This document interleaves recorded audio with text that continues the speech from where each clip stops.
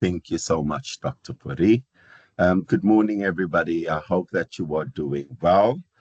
Today, we will be looking at our last Unit 9, Alternative or Accommodative Methods of Assessment. And by the end of this unit, you will be able to demonstrate your knowledge of applying alternative or accommodative methods of assessment. And so we're taking a dive into understanding what accommodation is. Um, and this process of understanding what accommodation is will assist us or will help us in understanding um, the process that has been undertaken, as well as the case management that comes with allowing the process to continue um, so that the needs of the child or the case child that you have been working with, so that those needs are being met. So firstly, let us start with our understanding of accommodation and what accommodation means. Now, according to the National Protocol for Assessment, grade R to grade 12, accommodation refers to the modification and adjustment of assessments for learners who experience barriers to learning. It also addresses barriers which learners may experience to uh, equalize opportunities in order to give a true account of their knowledge as well as their skills. Now, the whole idea or the whole premises of the accommodation is to even out the playing field. So the standard of assessment must not be compromised, nor should the learner be given an unfair advantage over his or her peers. It also indicates that accommodations need to be put into practice quite early to give learners the opportunity to really grow into or realize their potential. And now, who are the learners who are eligible for accommodation? Now, according to the document, um, the learners who are eligible for accommodation are learners with special educational needs that arise from disability, learning difficulty, behavior, as well as psychosocial disorders, which creates that barrier or that hindrance in terms of their learning potential. The document also states that those who, during the assessment or the examination period, experience medical, social, or emotional or psychosocial challenges, those are the learners who will qualify for accommodation. But what does that actually mean? It means that DBE actually looks at three types of categories or groups for that matter. And they have actually classified those barriers into those three different types of groups. And the first group refers to the disorder or disabilities, which looks at auditory impairment, visual impairment, the deaf and blind learners, learners with physical disabilities, as well as those with limited functioning speech, and those with medical conditions such as epilepsy, who are on medication, but the medication is not necessarily effective. And then we have the learners who might have been or who is diagnosed with aphasia. And then we have group two, that includes learners who have been diagnosed with ADHD or ADD, learners who are on the spectrum, And it is important to highlight here the word severe, because we do know that they are categorized in terms of mild and low. And then we have anxiety disorder as well, and then epilepsy, but where the medication is effective. um, and then there are other special learning difficulties, such as reading and spelling and handwritten, as well as mathematical problems. And the developmental coordination disorder, which is called dyspraxia. And then we have the motor planning, as well as the processing problems that um, that the learners might struggle with. And then in the third group is an ad hoc group. And this normally applies to learners who have sustained either injury or who have fallen ill just before or during the examination or the assessment. Um, I have come to find, having been in the school context, that this normally comes into play mostly for the grade 12 in grade 12 learners, and that is normally during periods where they might be experiencing a crisis situation, where they are hospitalized, where learners perhaps pregnant and is giving birth. Um, the learner falls ill and needs to be hospitalized or cannot attend school or attend to write the examination because of the illnesses, imprisonment, as well as severe traumas that can occur spontaneously, such as car accidents. And so there is provision made for accommodation for these learners. And so, in terms of what the document advises, it encourages all individuals working with young people in the school context to try and initiate and put into place accommodation at a very early phase of a child's life, preferably the foundation phase, after all remedial measures have been exhausted. And so the accommodation needs may change over time as well. Hence, scholastic assessment as a discipline, where scholastic assessments are done annually, and cognitive assessments are done like every 4 years. And so that is because there's an understanding that because of perhaps interventions that might be put into place, that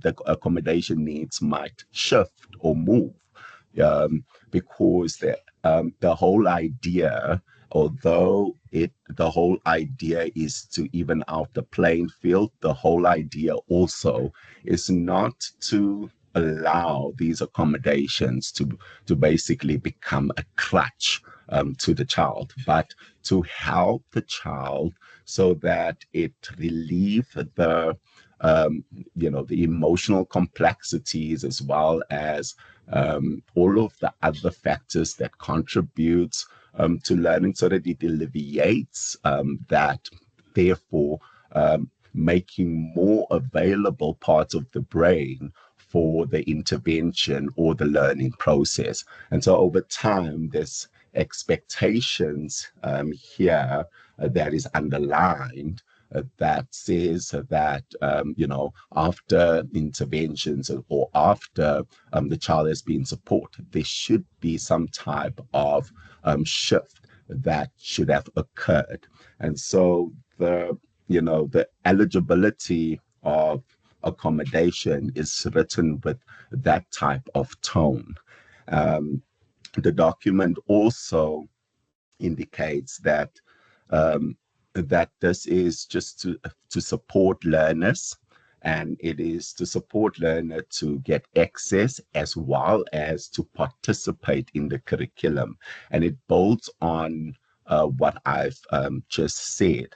And it doesn't just only come into play in terms of examinations or SBA tasks, that is classroom tasks, but it is put into place to support so that learners have access and participate in the curriculum, therefore bringing to realization the objective of white paper 6.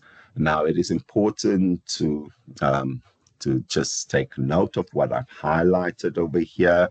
And what I've highlighted reads that the granting of an accommodation is a continuation of support offered to learners experiencing barriers to learning in the classroom. And so one needs to understand that accommodation is a continuous process that requires assessment to be constantly part of the process, where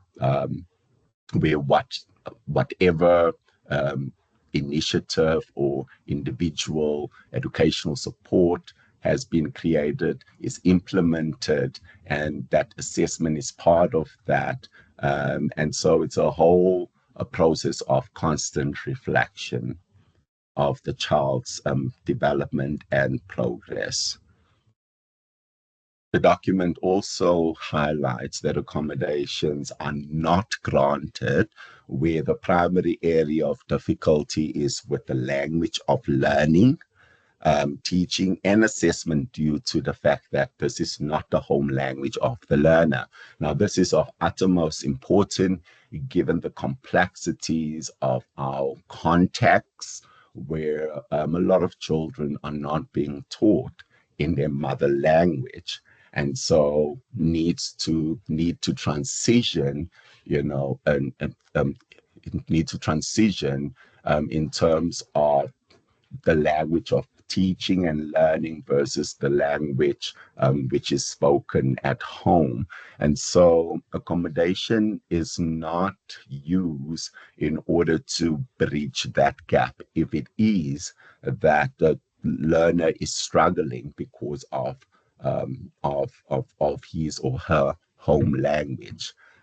To an applicant who is applying solely to enhance his or her scholastic performance, this document also says that such a person is not eligible for accommodation because of an unfair advantage over his or her peers. So what types of accommodations are available?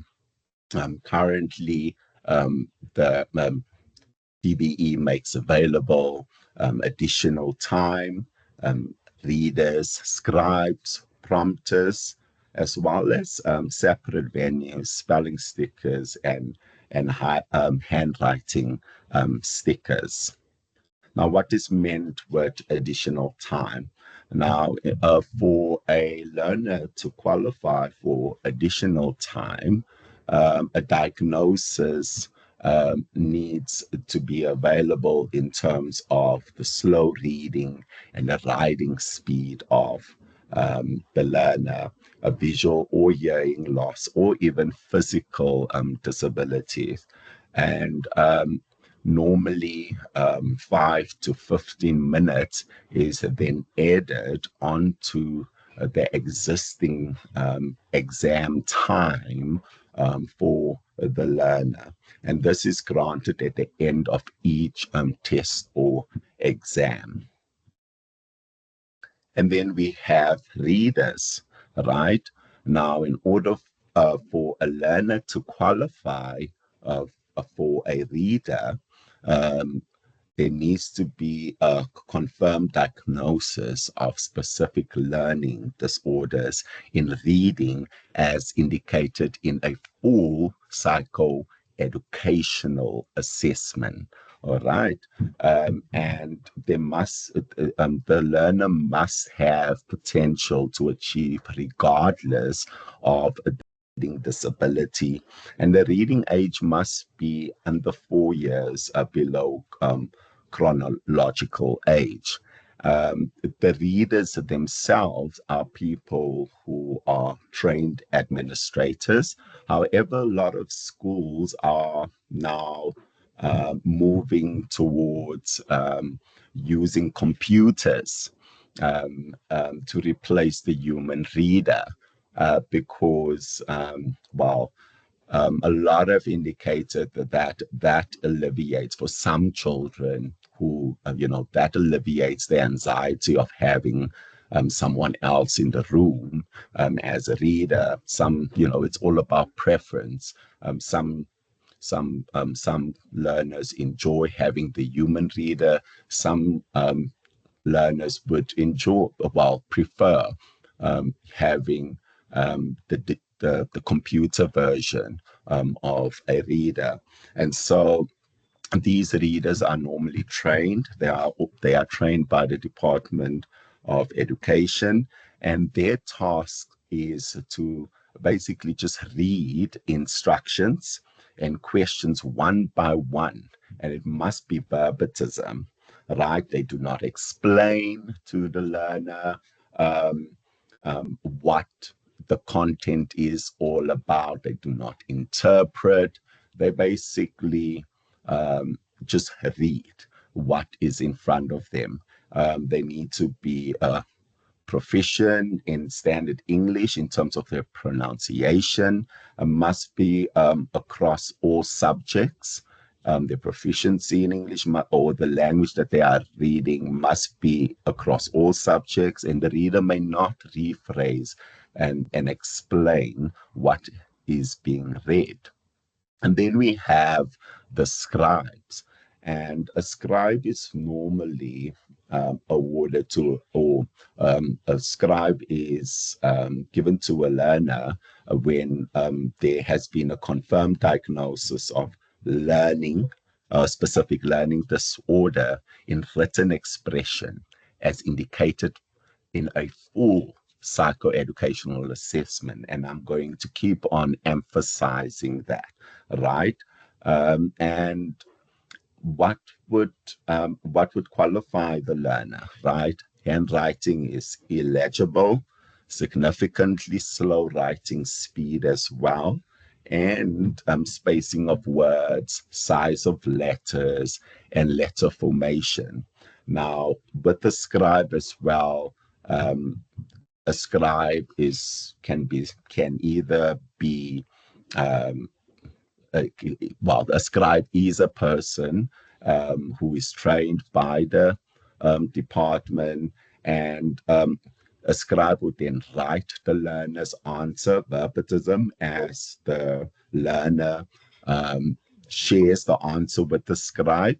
The requirements for a scribe is that they need to have good handwriting, and they need to be competent spellers in all subject, because when you ascribe, you also actually act as a spelling sticker, right?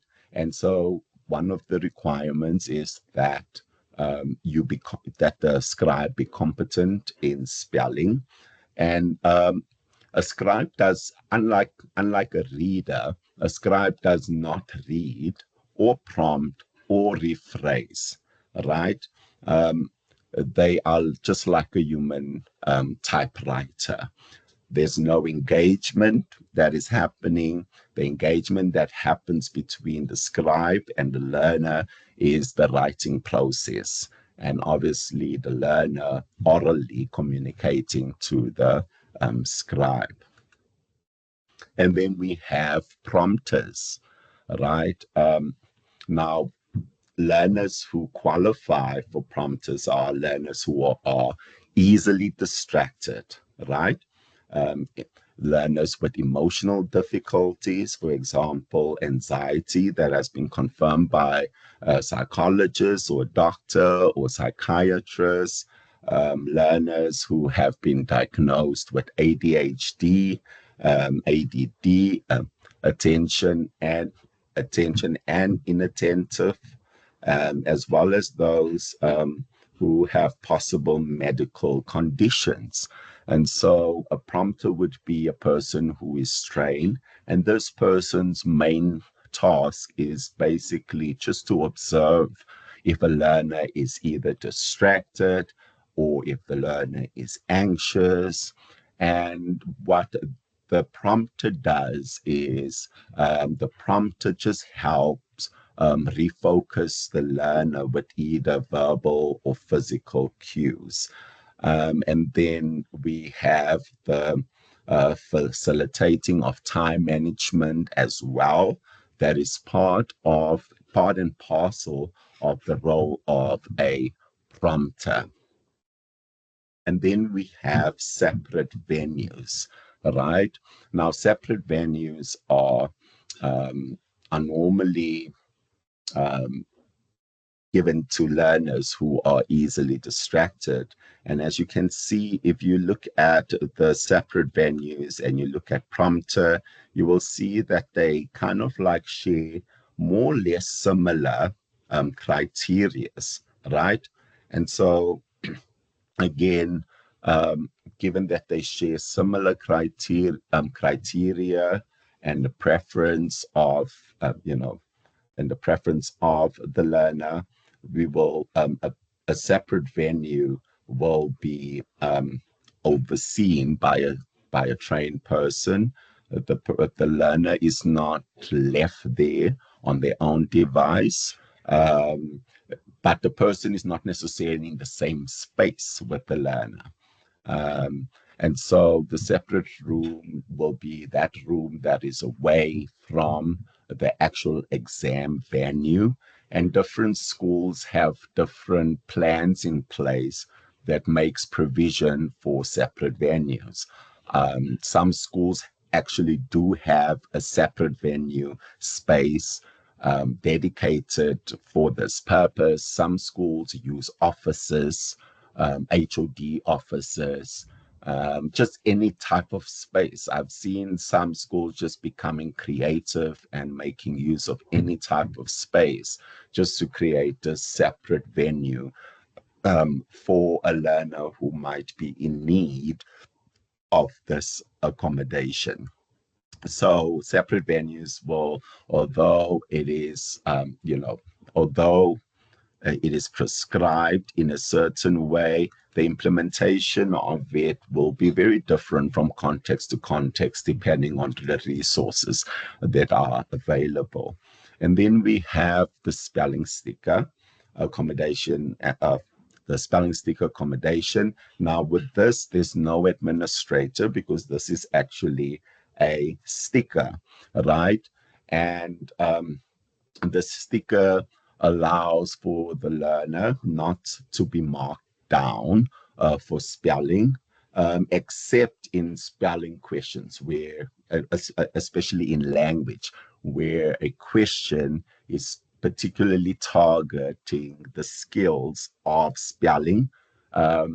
Unfortunately, that is where the spelling sticker doesn't come into play. The sticker is also awarded to poor spelling. That must be evident in the language of learning and teaching and may not be due to a second language difficulty. And then we have the handwriting sticker that is also part of the accommodation package.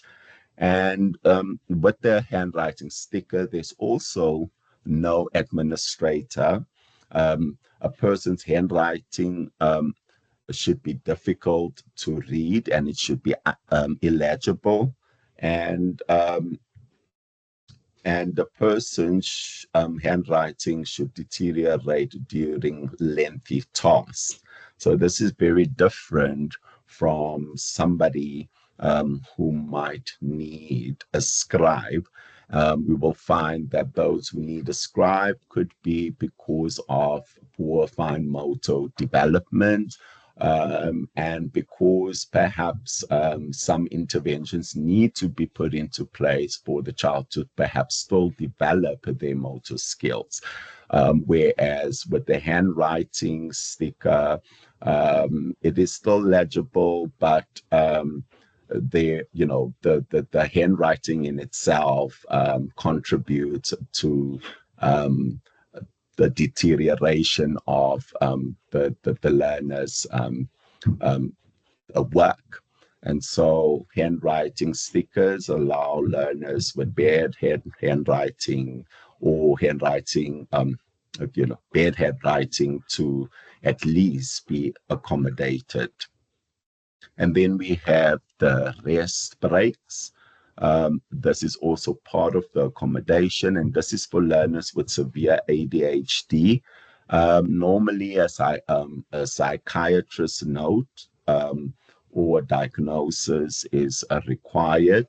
There needs to be a medical condition as well. So if a person has a medical condition like cerebral palsy, they will be getting rest breaks. And it does not count as additional time, right? Therefore, you will find learners who have additional time as well as rest breaks and qualify for both because it is not the same thing. And then we have medication and food intake. And this accommodation is normally given to those who take medication or require food due to medical conditions such as diabetes. And this also does not count as additional writing time, which means that you will find that a learner can qualify for both medication or food intake accommodation as well as additional writing time. Now, that brings us to the end of what accommodation is all about, and that is the introduction towards a different type of support that is in place, and that is the concessions, which is made, that is made or that is informed by the national policy pertaining to the program and promotion requirement for the grade R to grade 12s. And so what is meant with accommodation? Well, the word in itself just refers to the permission granted to learners or candidates that do not offer certain subjects as well as sections of the curriculum content. And let me just see whose mic is on. Can I please ask you to mute your mic if your mic is on? Can I please ask Lucy? Lucy, your mic is on. Can you please unmute your mic? Thank you so much. All right. And so these concessions are applicable when the learner actually writes formal assessments, right, and during external examination. But who's eligible for concessions? Learners who are eligible for concessions are immigrant learners, learners who are deaf, diagnosed with aphakic or dyslexic learners, as well as learners with dyscalculia. Those are the learners who will qualify for a concession. Now, in terms of immigrant learners, it refers to a child of a foreign national accredited to attend school here in South Africa. And the learner needed to have been enrolled and enter a school context, from in grade 7 and upwards, or It could refer to a learner who maybe have begun school here in South Africa and then attended a school outside of South Africa um, after grade 3 for more than 2 and more years. And returns to South Africa to continue their education. Now, the rule of thumb for this type of concession to be applied is that the one official language, which is the language which will be the first additional language level, which is the language of the learning and teaching, provided that another subject is offered in lieu of the one official language that is not offered. So that therefore means that the language that falls away will be replaced by a subject which the learner will need to take on in in order to replace the language which will then fall away. And then we also have deaf learners and learners with communication and language impairments, right? The same rule of thumb also applies where when the language falls away, a subject is then undertaken. In terms of the mathematical disorder, learners with dyscalculia, another subject is offered in the place of maths or maths lit. But it is important that these learners have been diagnosed and there have been interventions put in place. But regardless of those interventions that have been put in place, the child seems not to be thriving. And so that qualifies the learner for these concessions. But who does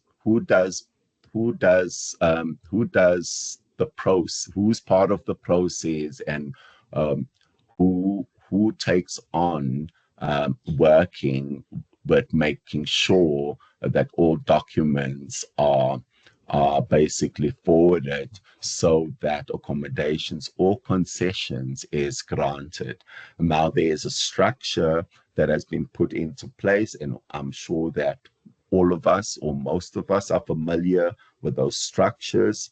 They have recently just changed the names of the different committee members, well, not committee members, but the structures. What was known as the SPST is now known as the School-Based Accommodation Committee.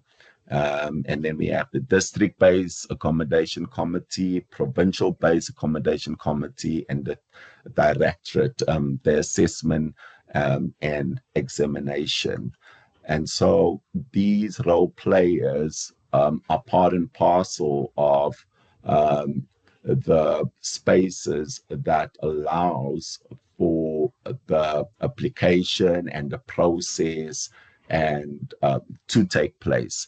And so we follow these structures that have been put in place. Now the responsibility of the School-Based Accommodation Committee, just very quickly, theirs is to identify learners eligible for accommodation. In other words, now that you have written this report, it is important that the report is forwarded to the School-Based Accommodation Committee, because they are the people who will be applying for accommodation if it is that the learner is of need of such. And so in terms of their role as well, they liaise with the parents. They obtained relevant reports, and one of the reports will be the report which you will submit. And then the initial screening and assessment will be conducted by the SPAC, because they have an internal tool that they make use of as well. That is part of the documentation that needs to be forwarded. Now, I think that your report, as well as the educational psychologist report, as well as their screening results, all of that really can help inform and design an individual support plan for the learner. While that process is happening, the process of support still needs to be taking place with the learner. And so that is very important. And so where there are specialist support at perhaps some of the school, they are required to submit relevant and current and comprehensive information on the learners applicable to the areas of expertise which will support the request of for the accommodation. And then we have the district-based accommodation committee. Now, very quickly, their role is just to mediate the relevant policies and provincial guidelines documents to the SPAC to further assess, if required, and to facilitate the process with the DBAC, as well as to consider application for examination and assessment accommodation received by the SPAC, and to verify documents of the learners and recommend the appropriate accommodation in terms of the DBE Form 124. That is part of their submission package that needs to be forwarded to the district. So what do you actually then include in your application for accommodation or concession? Now, this is just, I find that if you have structure, in terms of how you compile your application, that it actually helps with the process. It helps speed up the process. And so this is a structure that I've been using to apply for concessions or accommodation of the learners whom I have been working with. And having done this has made the process very easy. And so what needs to be included, and this is just a cover page which you can design yourself as well. And what needs to be included is the form DBE 124, right? It is the checklist as well. Previous letters of approval, if there are any, and the SNA 1 and 2 documents, medical and or psychological reports, as well as the scholastic report that you have written, and then previous relevant reports as well, and a sample of the learner's work. Now, it is important that, for example, if you are applying for accommodation in terms of a scribe or a handwriting sticker, that there needs to be a written work of the learner. So you would normally gravitate towards either one of the languages where there's a lot of writing, and you will make use of the learner's work from those specific subject. If it is that you are applying for concessions from maths or maths lit, and there is a diagnosis of dyscalculia, and you use maths, you use the maths work of the learner, in order to try and just strengthen the application. And you also include school reports, right? You the learner's school report, so that um, that can accompany the application. And so what is important also to keep in mind, and I've mentioned it previously, is the importance of allowing the report that you have compiled, the scholastic report that you have compiled, to translate into an individual support plan. And in order for this to happen, it requires every learner with an identified disability or academic difficulty to be supported. And the CS document does have the space that allows us to plot certain interventions, as well as identifying dates where it will be revised, just to see the process that has been that has taken place. And it's very important that you continue to allow the school-based accommodation committee to be part and parcel of that process as well, so that the child is holistically supported. And the individual support plan also refers to both the educational program, therefore, as well as the actual document that will be put together for the particular learner. And it's developed by the teacher, the school-based accommodation committee, and it is informed by the work that you have done, your scholastic report, and perhaps their screening that they have done, so that so that the document informs a way in which a child is supported while the process of accommodation is perhaps undertaken. Or given that the department given that the department only releases I think four dates per year for this process and the application process. If application has not been done, it's just a matter of case managing, basically collecting all of the relevant information necessary for the application, and getting that ready so that the documents can be forwarded to DBE when they open the process again for 2025. So this is just a sample of an individual support plan. And this is obviously informed by, or the framework is informed by what you will find in the CS document.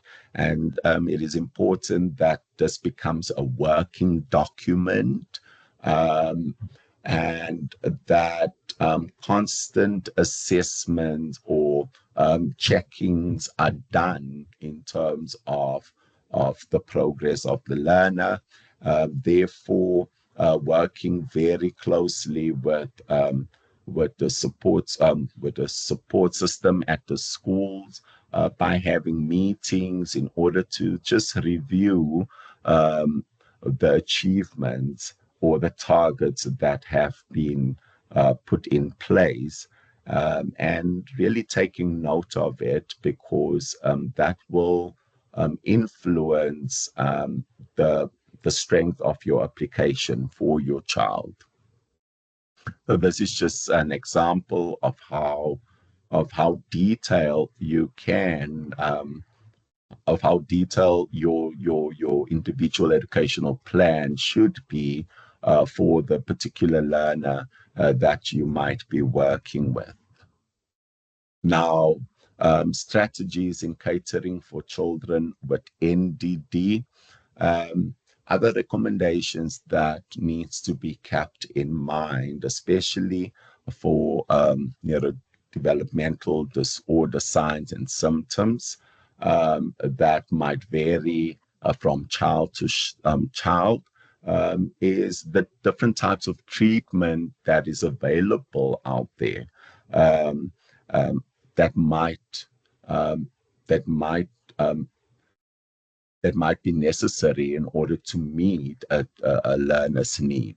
And so these different types of recommendations that can be brought along supporting the learner could be speech and language therapy, um, physical therapy to enhance physical abilities such as jumping, walking, balancing, and holding objects, occupational therapy in order to enhance a child's ability to utilize the fine motor skills needed for daily living, behavior therapy, if need be, depending on your findings to correct and minimize negative behaviors.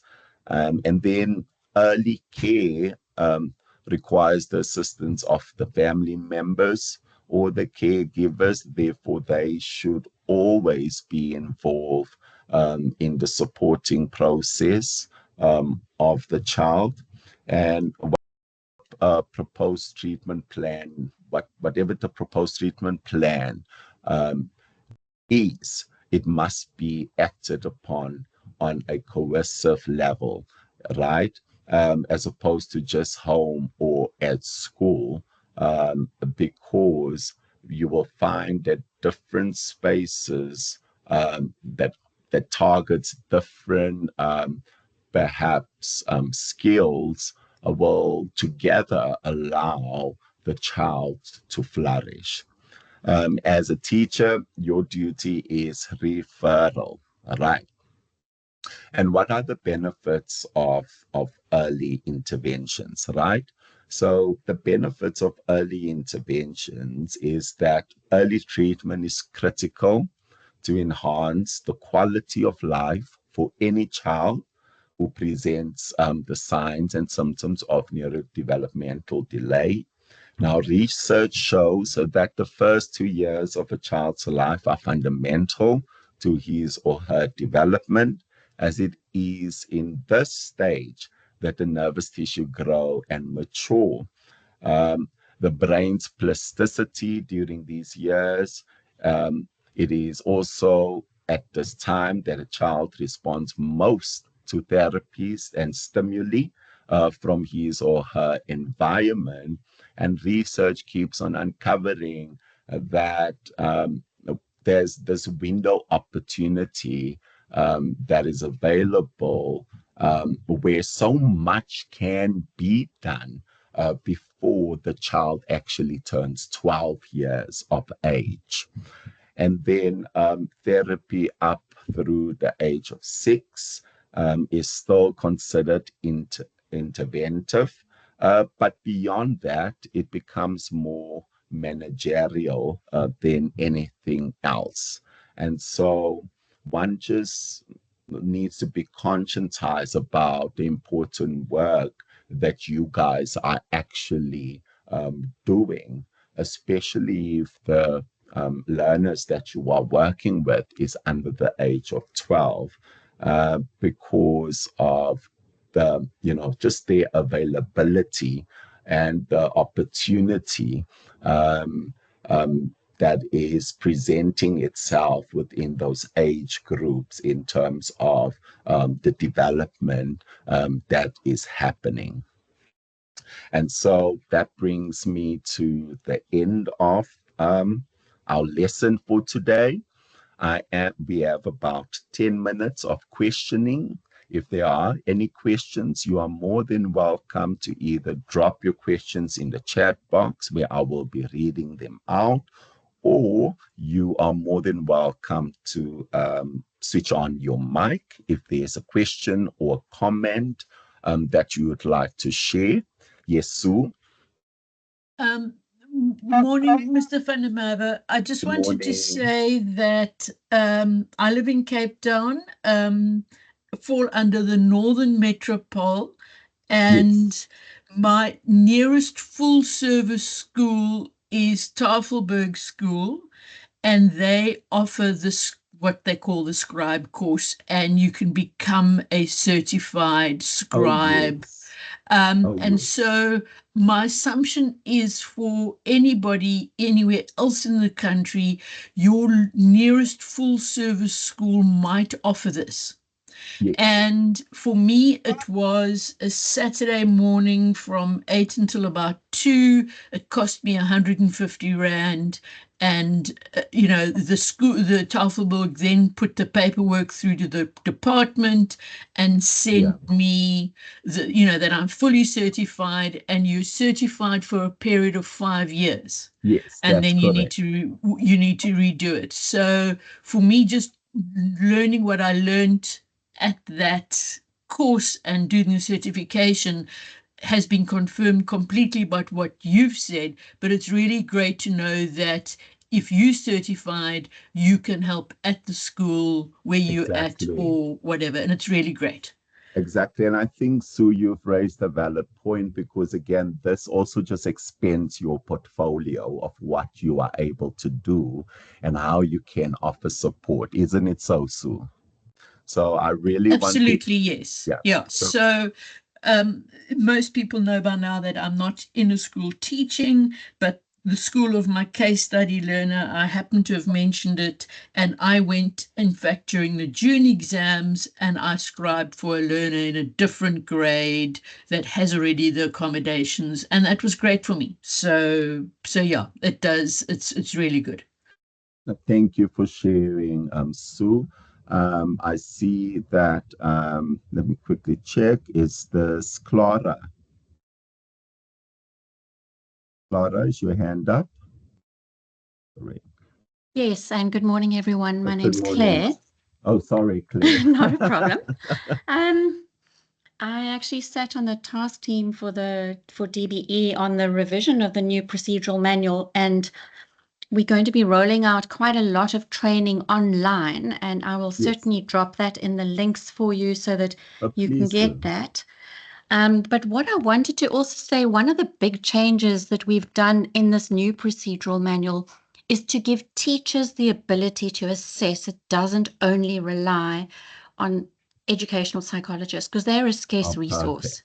Yes. So That one of makes the things I sense. just wanted to point out to you is you'll see in the new procedural manual, it'll say when a reader is 3 or more years, has a significant reading problem, 3 or more years below their reading age, which Yeah. gives teachers the ability to now recommend scribes without necessarily having a diagnosis of a Oh, specific wow. learning disability. And I think Oh, that's the wow. key That's thing, fantastic. to make things much more accessible to learners who really need it. Yeah. And I know Yeah. there are lots of learners in high school who can't read for meaning, and we're not Yeah. trying to plug a gap of poor teaching and learning.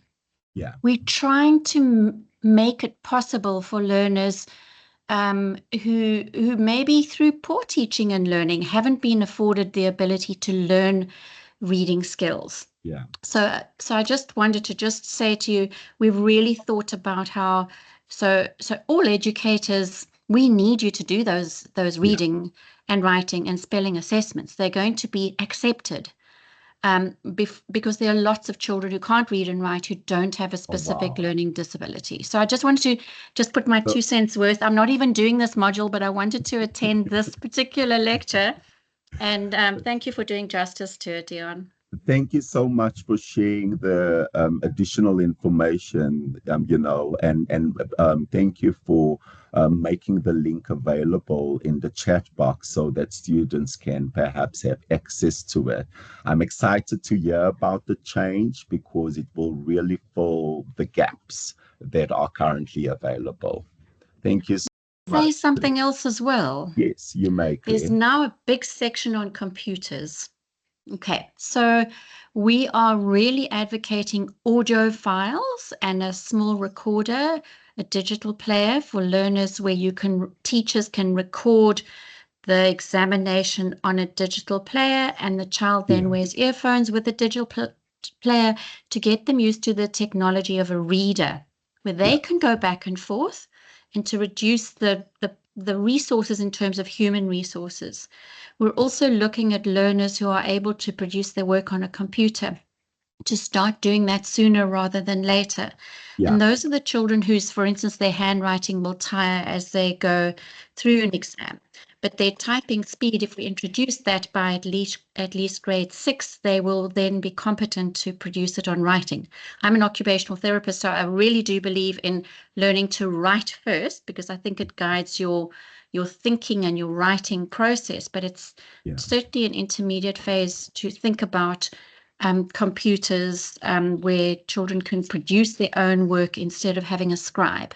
And you'll see that the computer section is huge. We really have thought about a lot of things. Oh, thank you so much, Claire. Much, much appreciated. Excited to engage with that document. Thank you for sharing. Lucy, your hand is up.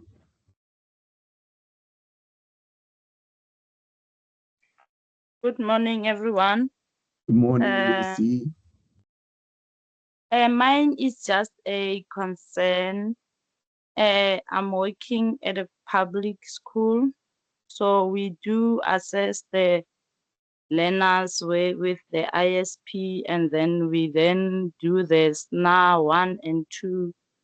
So the problem is when the district is supposed to transfer the learners to the relevant schools, they don't transfer the learners, so the learners just keep on repeating the grade until they reach grade 7. So the learners, they don't get transferred to the proper schools that they need to be transferred to.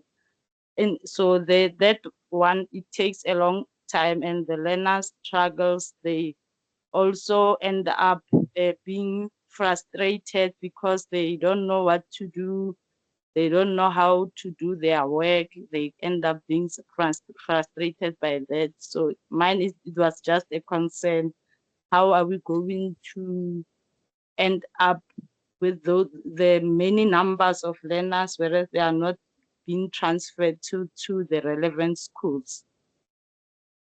Oh, that is a contextual challenge and a reality, isn't it? I just want to ask Lucy, does the school follow up? Yes, they do follow up. They do call the districts, but then the district doesn't come to school to assess the learner.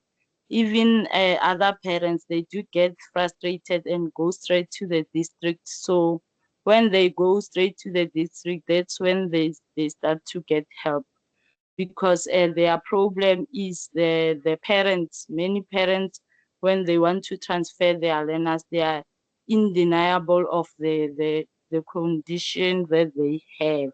So that is why the government takes time to transfer the learners, because some parents do, after they identify the learners and they do interviews with the parents. Some parents, they don't want their learners to be transferred to the relevant schools.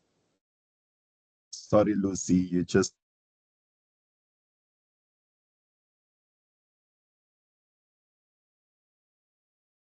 so I think it is important, because what you've said there is that when parents go to the district, it seems as if they are then supported or helped. Perhaps, perhaps one can perhaps navigate the problem that you have shared. Perhaps that problem can be navigated by trying to build a relationship with one of the people at the district who are responsible for the process. Perhaps just working on the relationship so there is a context and liaise with. Perhaps one can put just that one measure in place for now.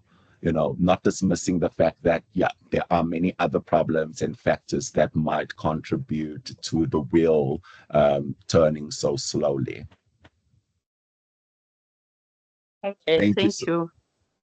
Thank you so much, Lucy, for your for what you have shared, and for the reality that that many perhaps might be experiencing in their context, as I'm reading in the chat box. It is 10 o'clock, so I will call the session to a close. Thank you so much, everybody, for attending. And I'm looking forward in engaging with you, obviously, via either the by emails, or through the Moodle portal, as we will still be engaging with having to give you feedback for your last assignment. Thank you so much. Keep well.